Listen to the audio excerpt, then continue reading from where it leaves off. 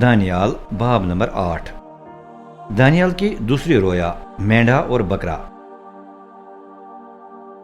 بیل شزر بادشاہ کے دور حکومت کے تیسرے سال میں دانیال نے ایک اور رویا دیکھی۔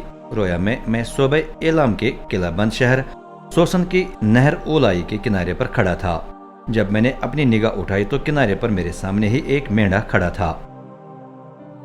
اس کے 2 بڑے سینگ تھے، جن میں سے ایک زیادہ بڑا تھا، لیکن وہ دوسرے کے بعد ہی بڑا ہو گیا تھا۔ میری نظروں کے سامنے مینڈھا مغرب، شمال اور جنوب کی طرف سینگ مارنے لگا۔ نہ کوئی جانور اس کا مقابلہ کر سکا، نہ کوئی اس کے قابو سے بچا سکا۔ جو جی چاہے کرتا تھا اور ہوتے ہوتے بہت بڑا ہو گیا۔ میں اس پر غور ہی کر رہا تھا کہ اچانک مغرب سے آتے ہوئے ایک بکرا دکھائی دیا۔ اس کی آنکھوں کے درمیان زبردست سینگ تھا اور وہ زمین کو چھوئے بغیر چل رہا تھا۔ پوری دنیا کو عبور کر کے وہ 2 سینگوں والے اس مینڈھے کے پاس پہنچ گیا جو میں نے نہر کے کنارے کھڑا دیکھا تھا۔ بڑے تیز میں آ کر وہ اس پر ٹوٹ پڑا۔ میں نے دیکھا کہ وہ مینڈھے کے پہلو سے ٹکرا گیا۔ بڑے غصے میں اس نے اسے یوں مارا کہ مینڈھے کے دونوں سینگ ٹکڑے ٹکڑے ہو گئے۔ اس بے بس حالت میں مینڈھا اس کا مقابلہ نہ کر سکا۔ بکرے نے اسے زمین پر پٹک کر پاؤں تلے کچل دیا۔ کوئی نہیں تھا جو مینڈھے کو بکرے کے قابو سے بچائے۔ بکرا نہایت طاقتور ہو گیا، لیکن طاقت کے عروج پر ہی اس کا بڑا سینگ ٹوٹ گیا اور اس کی جگہ مزید 4 زبردست سینگ نکل آئے، جن کا رخ آسمان کی 4 سمتوں کی طرف تھا۔ ان کے ایک سینگ میں سے ایک اور سینگ نکل آیا جو ابتدا میں چھوٹا تھا، لیکن وہ جنوب مشرق اور خوبصورت ملک اسرائیل کی طرف بڑھتے بڑھتے بہت طاقتور ہو گیا۔ پھر وہ آسمانی فوج تک بڑھ گیا۔ وہاں اس نے کچھ فوجیوں اور ستاروں کو زمین پر پھینک کر پاؤں تلے کچل دیا۔ وہ بڑھتے بڑھتے آسمانی فوج کے سردار تک بھی پہنچ گیا اور اسے ان قربانیوں سے محروم کر دیا جو اسے روزانہ پیش کی جاتی تھیں۔ ساتھ ساتھ سینگ نے اس کے مقدس کے مقام کو تباہ کر دیا۔ اس کی فوج سے روزانہ کی قربانیوں کی بے حرمتی ہوئی اور سینگ نے سچائی کو زمین پر پٹک دیا۔ جو کچھ بھی اس نے کیا اس میں وہ کامیاب رہا۔ پھر میں نے 2 مقدس ہستیوں کو آپس میں بات کرتے ہوئے سنا۔ ایک نے پوچھا، اس رویا میں پیش کیے گئے حالات کب تک قائم رہیں گے؟ یعنی جو کچھ روزانہ کی قربانیوں کے ساتھ ہو رہا ہے، یہ تباہ کن بے حرمتی اور یہ بات کی مقدس کو پامال کیا جا رہا ہے۔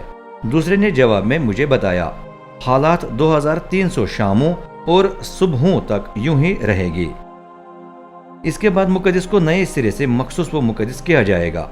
میں دیکھے ہوئے واقعات کو سمجھنے کی کوشش کر ہی رہا تھا کہ کوئی میرے سامنے کھڑا ہوا جو مرد جیسا لگ رہا تھا۔ ساتھ ساتھ میں نے نہر اولائی کی طرف سے کسی شخص کی آواز سنی جس نے کہا، اے جبرائیل، اس آدمی کو رویا کا مطلب بتا دے۔ فرشتہ میرے قریب آیا تو میں سخت گھبرا کر منہ کے بل گر گیا، لیکن وہ بولا، اے آدم زاد، جان لے کہ اس رویا کا تعلق آخری زمانے سے ہے۔ جب وہ مجھ سے بات کر رہا تھا تو میں مدہوش حالت میں منہ کے بل پڑا رہا۔ اب فرشتے نے مجھے چھو کر پاؤں پر کھڑا کیا۔ وہ بولا، میں تجھے سمجھا دیتا ہوں کہ اس آخری زمانے میں کیا کچھ پیش آئے گا جب خدا کا غضب نازل ہوگا، کیونکہ رویا کا تعلق آخری زمانے سے ہے۔ 2 سینگوں کے جس مینڈے کو تو نے دیکھا وہ مادی اور فارس کے بادشاہوں کی نمائندگی کرتا ہے۔ لمبے بالوں کا بکرا یونان کا بادشاہ ہے۔ اس کی آنکھوں کے درمیان لگا بڑا سینگ یونانی شہنشاہی کا پہلا بادشاہ ہے۔ تو نے دیکھا کہ یہ سینگ ٹوٹ گیا اور اس کی جگہ 4 سینگ نکل آئے۔ اس کا مطلب ہے کہ پہلی بادشاہی سے 4 اور نکل آئیں گی، لیکن چاروں کی طاقت پہلی کی نسبت کم ہوگی۔ ان کی حکومت کے آخری ایام میں بے وفاؤں کی بدکرداری عروج تک پہنچ گئی ہوگی۔ اس وقت ایک گستاخ اور سازش کا ماہر بادشاہ تخت پر بیٹھے گا۔ وہ بہت طاقتور ہو جائے گا، لیکن یہ اس کی اپنی طاقت نہیں ہوگی۔ وہ حیرت انگیز بربادی کا باعث بنے گا اور جو کچھ بھی کرے گا اس میں کامیاب ہوگا۔ وہ زور آوروں اور مقدس قوم کو تباہ کرے گا۔ اپنی سمجھ اور فریب کے ذریعے وہ کامیاب رہے گا، تب وہ متکبر ہو جائے گا۔ جب لوگ اپنے آپ کو محفوظ سمجھیں گے تو وہ انہیں موت کے گھاٹ اتارے گا۔ آخرکار وہ حکمرانوں کے حکمران کے خلاف بھی اٹھے گا، لیکن وہ پاش پاش ہو جائے گا، البتہ انسانی ہاتھ سے نہیں۔ اے دانیال، شاموں اور صبحوں کے بارے میں جو رویا تجھ پر ظاہر ہوئی وہ سچی ہے، لیکن فی الحال اسے پوشیدہ رکھ، کیونکہ یہ واقعات ابھی پیش نہیں آئیں گے بلکہ بہت دنوں کے گزر جانے کے بعد ہی۔ اس کے بعد میں دانیال نڈال ہو کر کئی دنوں تک بیمار رہا۔ پھر میں اٹھا اور بادشاہ کی خدمت میں دوبارہ اپنے فرائض ادا کرنے لگا۔ میں رویا سے سخت پریشان تھا اور کوئی نہیں تھا جو مجھے اس کا مطلب بتا سکے۔